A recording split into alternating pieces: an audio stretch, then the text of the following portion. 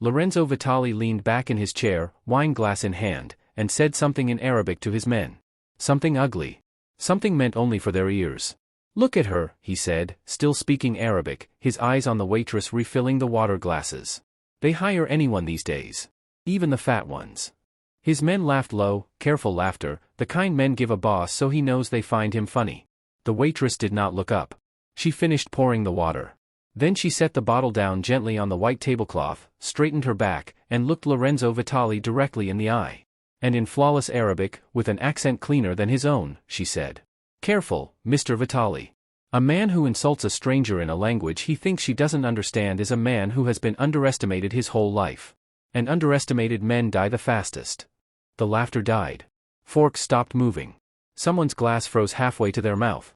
Two of Lorenzo's men glanced at each other, unsure if they were allowed to breathe. Lorenzo Vitali, a man who had buried enemies without losing sleep, felt something crawl up the back of his neck that he had not felt in years. Fear. Hit subscribe, tap that like button, and drop a comment telling me where you're watching this from and what time it is right now where you are. I want to see this from every corner of the world. Now, let's go back to the beginning, to the night this all started. 3 hours before that moment, the restaurant known as La Colomba d'Oro was preparing for one of the busiest nights of its year. La Colomba d'Oro sat on a quiet street in the Monte district of Rome, tucked behind old stone buildings and ivy that had been growing since before the Second World War. It did not need a sign outside. Everyone who mattered in Rome already knew where it was. Politicians ate there. Actors ate there. Old money and new money ate there, side by side, pretending not to notice each other. And once a month, Lorenzo Vitali ate there. "He's coming tonight," said Julia, the restaurant's head server, rushing through the kitchen doors with a clipboard pressed to her chest. "Table 12. The private one by the window." The kitchen staff went quiet the way people go quiet in a church. "Vitali?" asked one of the cooks, wiping his hands on his apron. "Vitali," Julia confirmed. 9 o'clock. Party of 6. In the corner of the kitchen, near the wine rack, a woman named Isabella Moreau kept folding napkins into neat triangles, her hands steady, her face calm. She had heard the name before. Everyone in Rome had heard the name. Lorenzo Vitali was not a man who ran a small operation out of the back of a bar.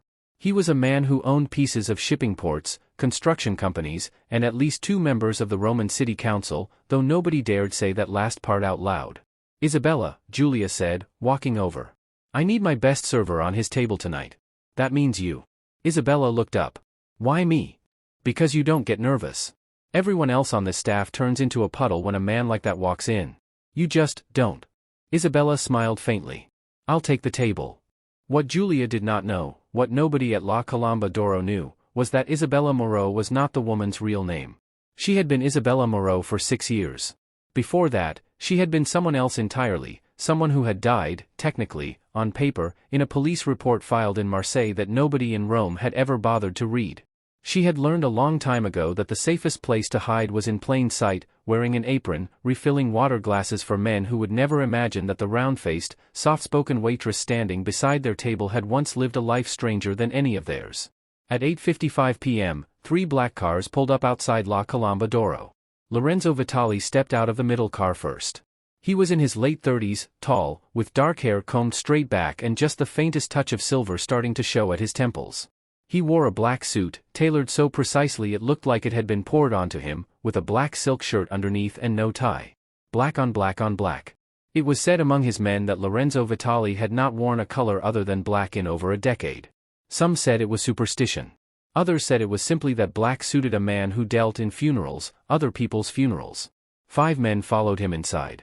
Marco, his driver and bodyguard, built like a door. 2 younger men whose names didn't matter much beyond muscle. And 2 older men, men who had been with Lorenzo for over a decade, men who sat close to him at every meal because they were the only 2 people in Rome he trusted completely. One of them was Salvatore Greco, his second in command. 58 years old, quiet, careful, the kind of man who thought 3 steps ahead of everyone in the room. Salvatore had been at Lorenzo's side for 15 years. He had buried Lorenzo's father. He had held Lorenzo's arm at Lorenzo's mother's funeral. If Lorenzo Vitali trusted anyone on earth, it was Salvatore Greco. They were seated at table 12, the private table by the window with a curtain that could be drawn for privacy. Isabella approached with a bottle of water and a leather folder holding the wine list. "Good evening," she said. "Welcome to La Colomba d'Oro. My name is Isabella, and I'll be taking care of you tonight. Lorenzo did not look at her. He was still speaking to Salvatore about a shipment delay at the port. Isabella waited, patient, until he finished his sentence, then poured water into each glass without being asked twice. It was only when she reached his glass last that Lorenzo finally looked up at her. He took her in the way men like him took in everything, quickly, completely, cataloging. A woman in her early 30s. Curvy, soft around the edges in a way that Roman fashion magazines did not celebrate, but that made her look, to anyone paying real attention, comfortable in her own skin. Dark hair pulled back. Brown eyes that did not flinch when they met his. That was the part that caught him. She did not flinch. You're new, he said. I've been here 2 years, Isabella replied evenly. I've never seen you. You've never looked. One of the younger men at the table, an idiot named Dino who thought loyalty meant laughing at everything his boss said, let out a short snort of amusement. Salvatore shot him a look that could have cut glass. Lorenzo studied Isabella another moment, something flickering behind his eyes. Then he turned to his men and, in Arabic, made his comment. Look at her. They hire anyone these days. Even the fat ones. He had learned Arabic years earlier, doing business with contacts in Tunisia and Algeria, moving things across the Mediterranean that were never listed on any manifest. He used the language sometimes at tables like this, the way some men used a wink or a raised eyebrow, a private joke passed among people who assumed no one else in the room could follow. His men laughed. Careful, practiced laughter. Isabella set the water bottle down. And she answered him. In Arabic. Word for word, accent for accent, better than his. Careful, Mr. Vitali. A man who insults a stranger in a language he thinks she doesn't understand is a man who has been underestimated his whole life. And underestimated men die the fastest. The silence that followed was total. Dino's mouth hung open. Marco's hand twitched toward his jacket out of pure instinct before he caught himself. Salvatore Greco set down his fork very slowly, watching his boss's face for a signal on how to react. Lorenzo Vitali did not move. He simply stared at Isabella, and for the first time in longer than he could remember, he did not know what to say. Isabella did not smile. She did not look triumphant. She looked at him, really looked at him, and for one strange second, something crossed her face that none of the men at that table could name. It looked, impossibly, like pity. Then she picked up the bottle, said, I'll give you a few minutes with the menu, and walked away, as calm as if she had just refilled someone's coffee. Nobody at the table spoke for almost a full minute. Finally, Lorenzo Vitali picked up his wine glass, took a slow sip, and said quietly, find out everything about her. She had told Salvatore her name was Isabella Moreau, French-Italian, and that was all the restaurant's records showed. Salvatore, ever careful, ever loyal, ran the request the next morning, a background check through a contact inside the city registry office. It came back clean. Boringly clean. Isabella Moreau, 32 years old, worked at La Colomba d'Oro for 2 years, lived in a modest apartment in the Trastevere neighborhood, paid her taxes, had no family listed, no husband, no criminal record, nothing. That's it? Lorenzo asked, reading the single page Salvatore handed him in his office 3 days later. That's it, Salvatore said. She's nobody, Lorenzo. A waitress who happens to speak good Arabic. People pick up languages. It's Rome. It's not the Vatican. She spoke it like she was born speaking it.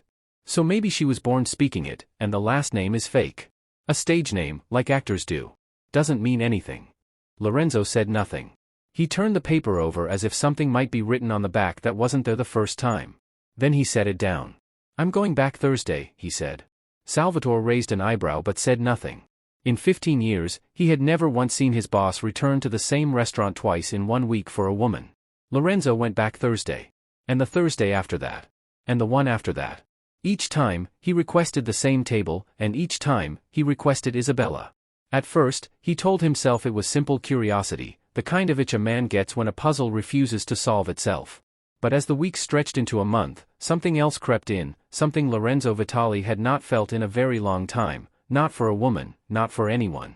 He was interested in her. Not the way he was interested in beautiful women who wanted things from him, jewelry, apartments, protection for a brother or a cousin. Isabella never asked him for anything. She never lingered at his table longer than her job required. She never laughed too hard at his jokes or touched his arm when she set down a plate. She treated him exactly the way she treated the accountant 3 tables over, or the elderly couple celebrating an anniversary by the door. That should have insulted him. Instead, it fascinated him. You don't ask me about my business, he said to her one evening in late autumn, after most of the restaurant had cleared out and he'd lingered over his espresso long after his men had gone to smoke outside. "Should I?" Isabella asked, clearing the empty cups from the neighboring table. "Most people do. Directly or not." "I'm not most people." "Clearly." He studied her. "You know who I am. Everyone in Rome knows who you are, Mr. Vitali. And it doesn't frighten you." Isabella paused, a plate balanced on her forearm, and considered the question seriously, the way she seemed to consider everything. "Fear is for things I don't understand," she said finally. "I understand men like you very well. And what is that supposed to mean?" She only smiled, small and unreadable, and walked back toward the kitchen. Lorenzo sat there long after she'd gone, turning her words over like a coin in his pocket. By December, Salvatore Greco was worried. Not about the empire, that was running smoothly, or as smoothly as an empire built on things that couldn't be discussed in daylight ever ran. He was worried about his boss. "You're distracted," Salvatore said one afternoon, standing in Lorenzo's office overlooking a shipping yard near Civitavecchia. "You've missed 2 meetings this month over a woman who pours water for a living." "She's not just a woman who pours water," Lorenzo said, not looking up from the folder on his desk, a folder that, Salvatore now noticed, had Isabella's name written on the tab. "You're building a file on her. I want to know who she really is." "Lorenzo." Salvatore rarely used his first name in that tone, it was reserved for moments when he genuinely needed his old friend to listen. "A waitress with a good ear for languages is not a threat to us. She's hiding something. Everyone is hiding something. That doesn't make them dangerous." But Lorenzo had already made up his mind. He instructed Marco to dig deeper, not through the official channels this time, but through the unofficial ones. The kind of channels that cost money and favors and didn't leave paper trails. It took 3 weeks. What came back changed everything. "Isabella Moreau doesn't exist," Marco reported, standing in Lorenzo's office with a thin folder that had cost considerably more than the first one. "Not before 6 years ago. There's no birth record under that name anywhere in France or Italy. No school records. No family.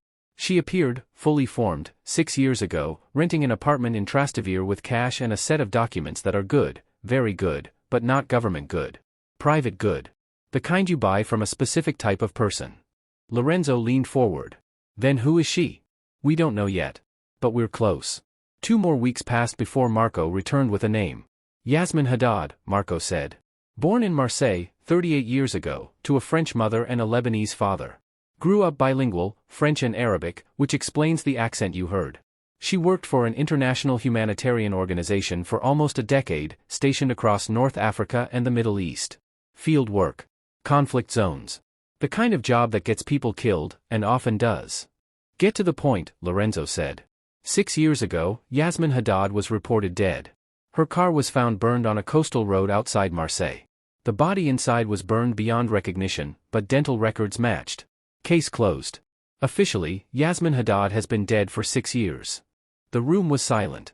"So she faked her death," Lorenzo said slowly. "Or someone faked it for her," Marco said. "Either way, the woman serving you espresso every Thursday night is supposed to be a corpse in a French police file." Lorenzo sat back in his chair, staring out the window at the gray Roman sky, feeling something he rarely felt. Genuine unease. He waited until the restaurant had emptied that Thursday, until it was just the 2 of them and the low murmur of the kitchen staff finishing their closing tasks. "Sit down," Lorenzo said, when Isabella came to clear his table. "I have work to do, Mr. Vitali." "Sit down, Yasmin." Isabella froze. Just for a second. Then, slowly, she pulled out the chair across from him and sat. "That name hasn't been said out loud in 6 years, she said quietly. "You faked your death." "I didn't fake anything." Her voice was steady, but something underneath it had gone tight, controlled. "Someone tried to make it real. I simply didn't cooperate with dying." "Who?" "That's not a story I'm giving you. I could make you give it to me." For the first time since he'd known her, Isabella laughed, not loud, not mocking, just tired. "You could try. But I've already survived one man who thought he could make me do things, Mr. Vitali. I don't recommend joining that list." Lorenzo studied her, the folder with her real name sitting closed on his lap, and found himself, against every instinct he'd built over years in his business, believing her. "Tell me one thing," he said. "Are you a threat to me?" Isabella considered this for a long moment. "No," she said finally. "I'm not here for you, Lorenzo. I came to Rome to disappear.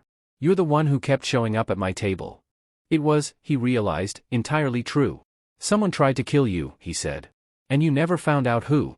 I know who wanted it done, she said, something old and worn moving behind her eyes. I've simply chosen, for 6 years, not to go looking for the answer to why. Some doors, once you open them, you can't close again. I've made my peace with leaving that one shut. That's not peace. That's hiding. Isabella looked at him then, and there was that expression again, the one from the very first night. Not fear. Not anger. Pity. You would know, she said softly.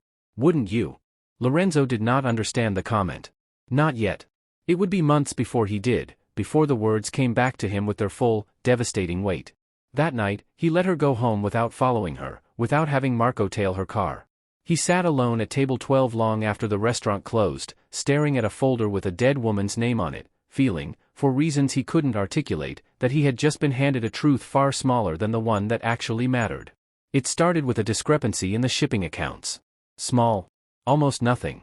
400,000 euros that should have landed in an offshore account in Malta and instead seemed to have evaporated somewhere between Civitavecchia and Valletta. Probably a clerical error, Salvatore said, when Lorenzo brought it to him in January. But then it happened again in February. A different account. A larger amount. Nearly €1 million, gone, routed through 3 shell companies before disappearing entirely. By March, Lorenzo had a real problem. Someone is moving money without my authorization, he told Salvatore, slamming a printed ledger down on the desk between them. Someone inside. Or someone very good at hiding outside, Salvatore offered. No. Lorenzo shook his head. Whoever is doing this knows our account structures. Knows our passwords. Knows which shell companies we use and when we rotate them. This is someone close. It got worse from there. Marco reported seeing 2 of Lorenzo's senior captains meeting privately at a café in Trastevere, a café far from any of their usual territory, at an hour when they should have been overseeing separate operations on opposite sides of the city. A financial contact discovered encrypted files being transferred from Lorenzo's internal servers to an unknown destination, late at night, on a schedule that suggested a pattern rather than an accident.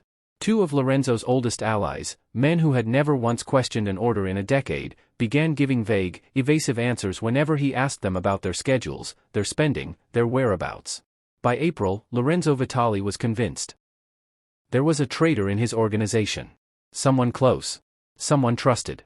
Someone who had been operating right under his nose for months, maybe longer, siphoning money, holding secret meetings, moving pieces on a board Lorenzo could no longer fully see. I want everyone investigated, he told Marco. Everyone. No exceptions. Everyone, Lorenzo? Everyone. The evidence, when it finally arrived, pointed like an arrow at one man.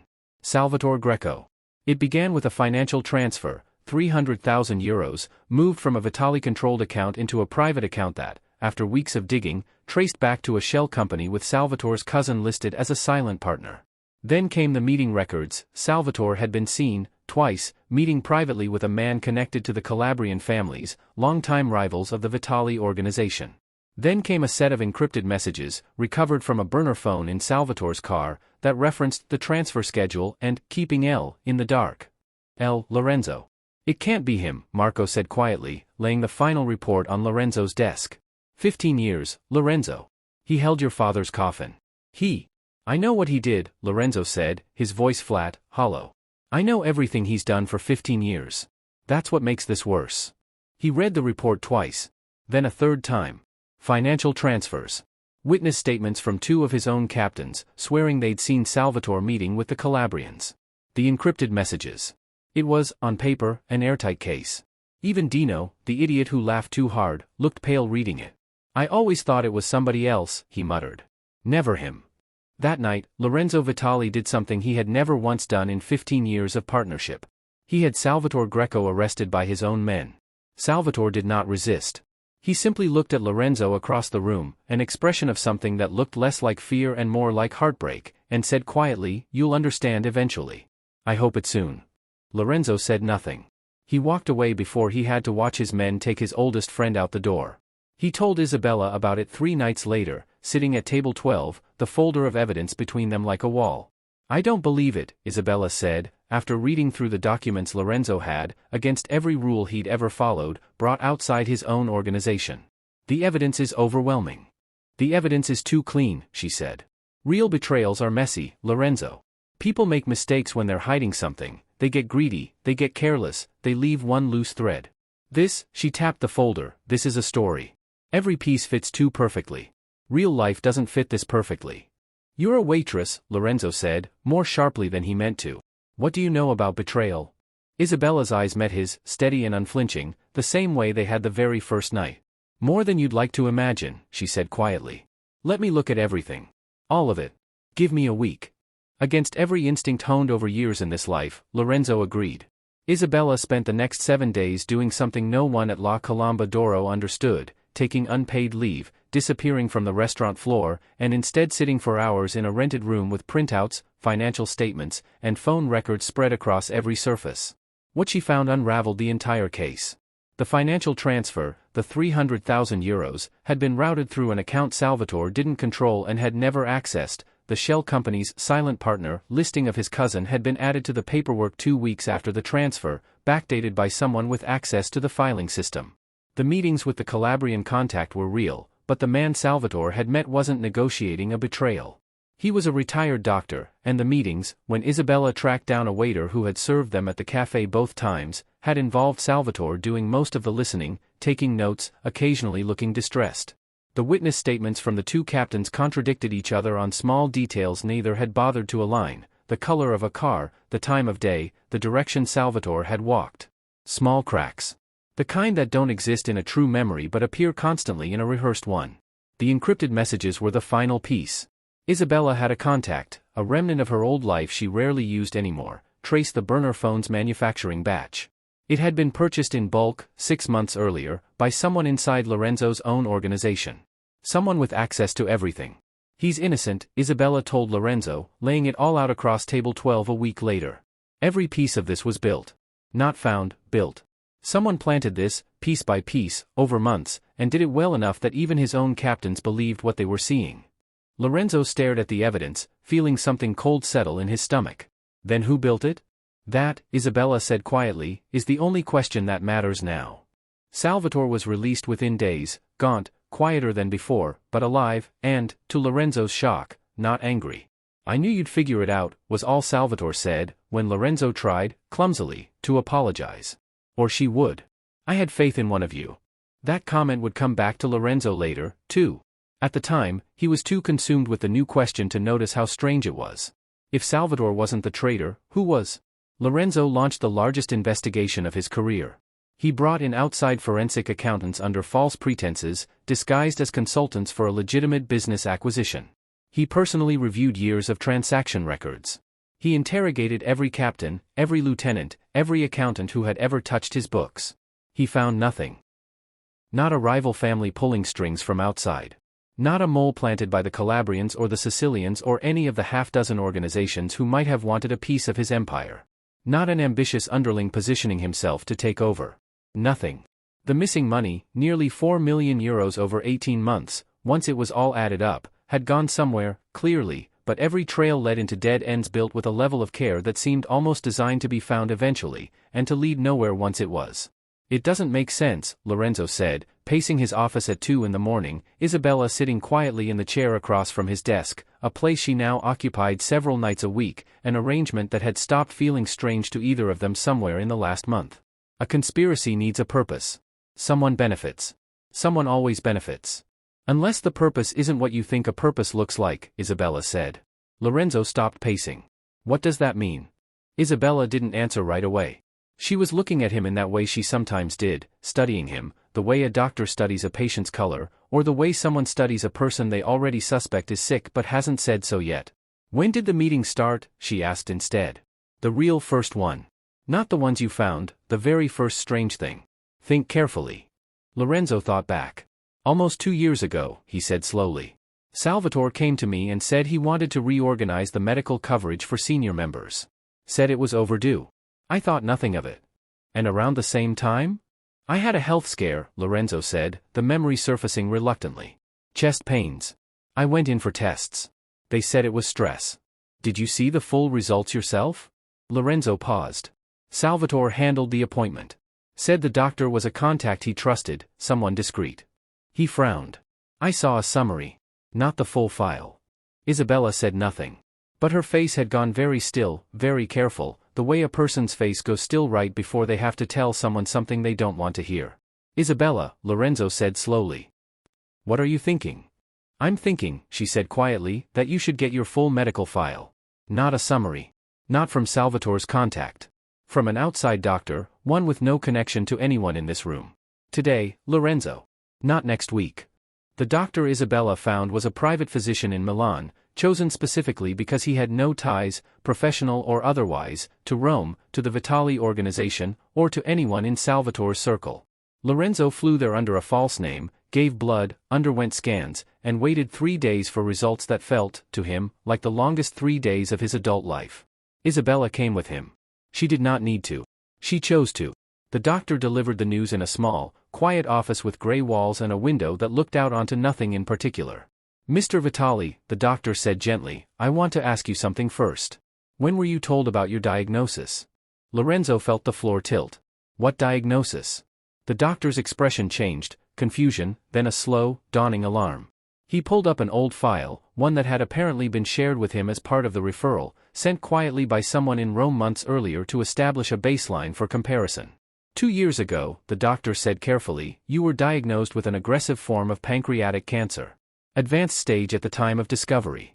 The records I have, sent to me as background for this consultation, indicate you began a course of experimental treatment shortly after, through a private specialist network, under a different name for confidentiality.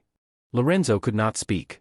Your current scans, the doctor continued, gentler now, watching Lorenzo's face carefully, show significant, and frankly remarkable, improvement.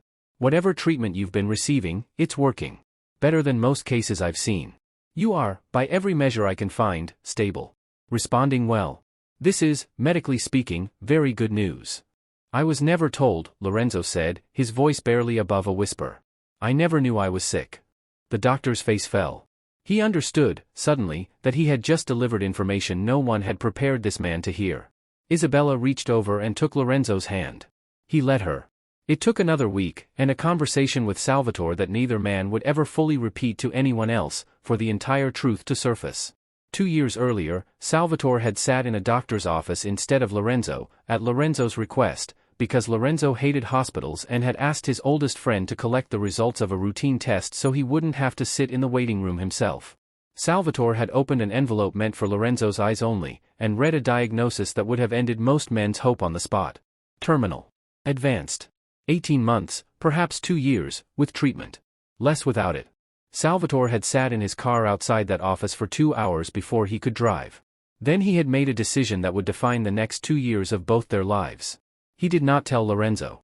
Instead, he gathered the 4 people closest to Lorenzo Vitali, 2 senior captains, a financial manager, and himself, and told them the truth, swearing them to secrecy on threats worse than death. They discussed it for a long, agonizing night. He'll give up, Salvatore had said, according to what he eventually told Lorenzo. You know him. You know how he is.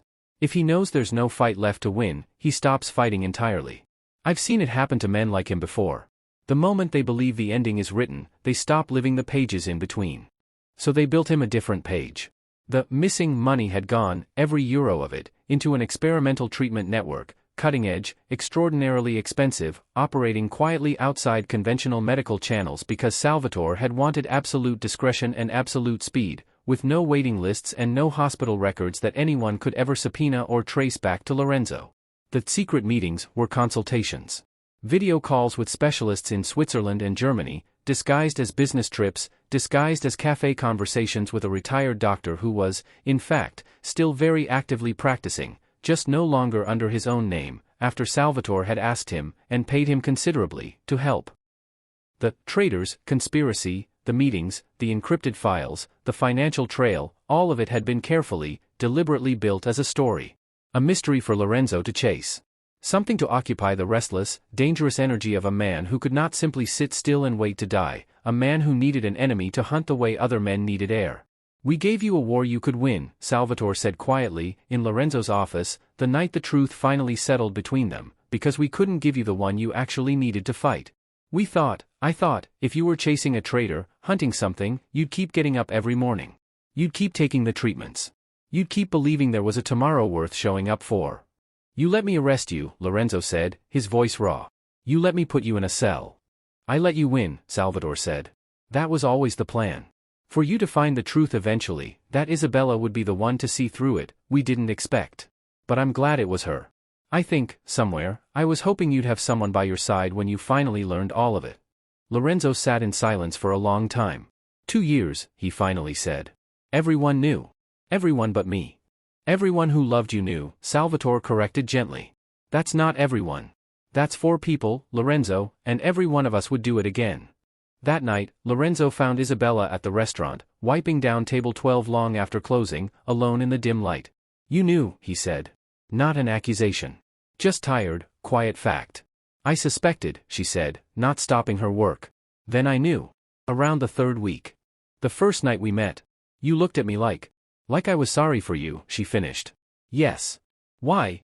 Isabella set down her cloth and finally looked at him fully.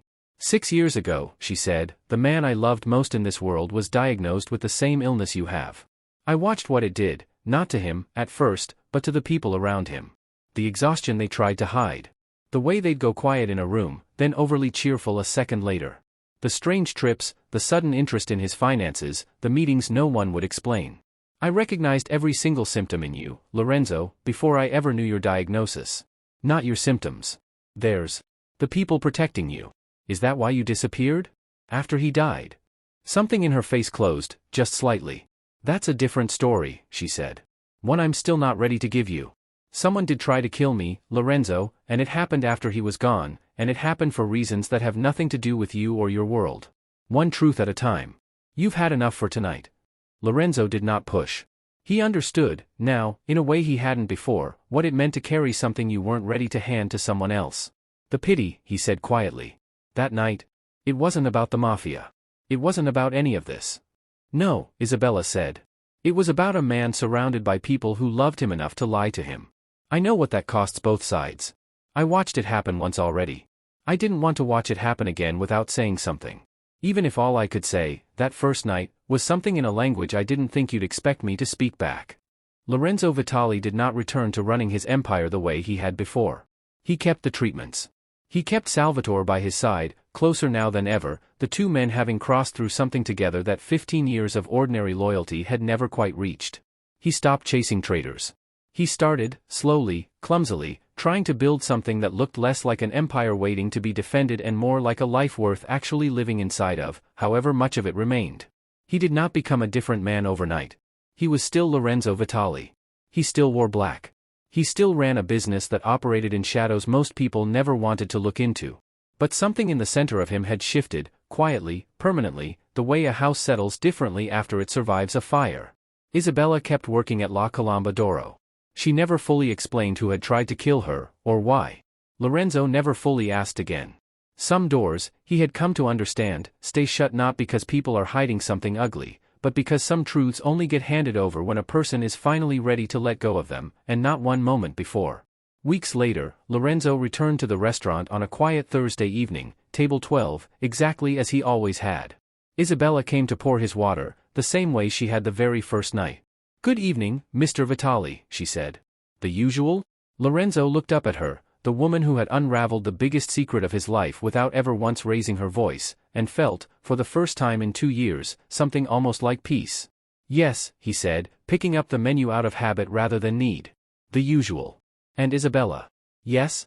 Thank you for the water. Isabella smiled, small and knowing, and walked away to fetch it. It was, on the surface, the most ordinary sentence a man could say to a waitress. Only 2 people in that restaurant understood what it actually meant. If this story moved you, don't scroll away just yet. Hit that subscribe button so you never miss the next one, smash the like button if Lorenzo and Isabella's story hit you somewhere unexpected, and drop a comment telling me one thing you learned or felt while watching this. Was it about loyalty? About love disguised as deception? About what people are willing to build to keep someone they love fighting one more day? I want to hear it from you. Turn on notifications so you're the first to know when the next story like this one goes live. See you in the next one.